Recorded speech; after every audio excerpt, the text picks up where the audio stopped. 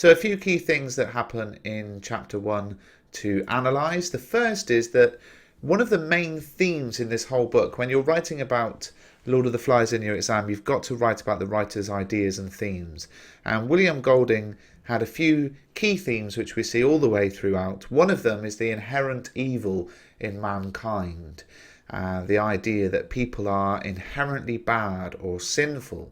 And there's a big parallel between the biblical account of the Garden of Eden and what went on there in the book of Genesis in the Bible with what goes on the island in Lord of the Flies. So if you don't know the biblical story, basically God makes the world and he makes this beautiful paradise called the Garden of Eden, which contains everything that could be needed to enjoy an amazing life.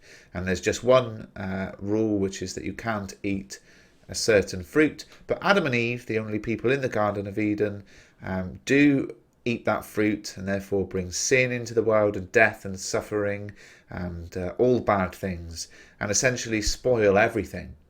And it's worth pointing out at this early stage that the island the boys land on or crash land on is very much a paradise. What ends up happening on this island would make you think it wasn't, but if you think about it, they're trying to escape from an atomic war and they land uninjured on a beautiful island which has the ability to sustain life with food and water, etc. They're away from the war and they are healthy.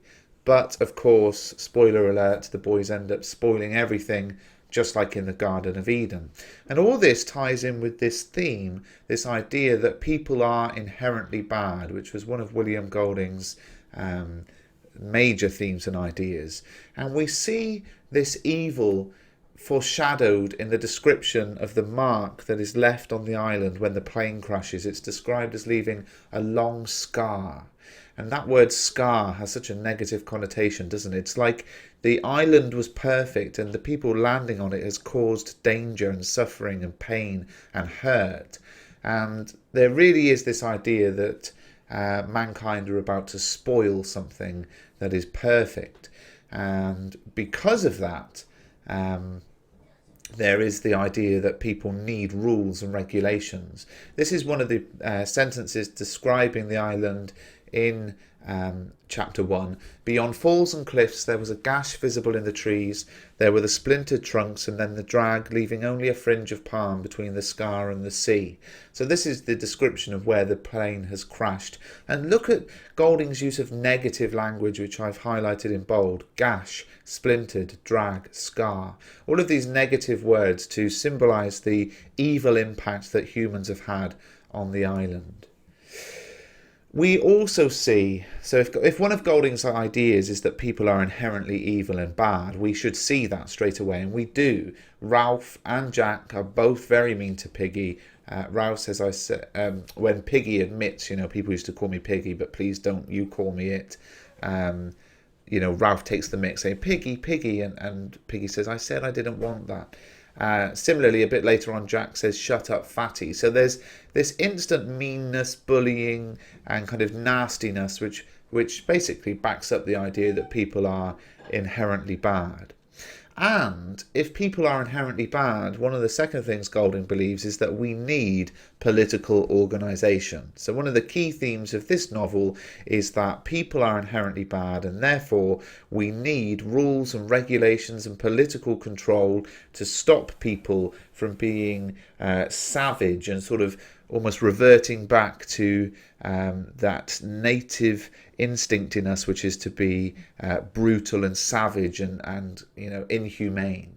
So there's a lot in this novel and even in this opening chapter to do with political organisation and control. And Piggy and even Ralph to some extent seem to have this desire to organise, to set up leadership and control. Piggy says we'll want to know all their names. Ralph says we ought to have a chief to decide things. They have this laughable democratic vote on who should be leader. And I say it's laughable because they vote, but they don't even know either of the leaders. So it's a bit of a mockery, I think, of the current political situation, you could say, at the time that Golding was writing, that we vote for people, but we don't really know what we're voting for.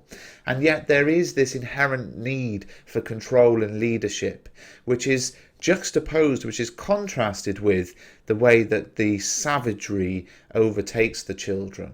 So you'll notice that the clothing is a constant symbol throughout this book. By chapter 3, the clothes are torn and tattered and shredded. But in chapter 1, they all arrive in school uniform and those kind of very organised outfits. But then we have quotes where people slowly take away and take off their uniform. He had taken off his school sweater, ripped off each stocking, his clothes were torn.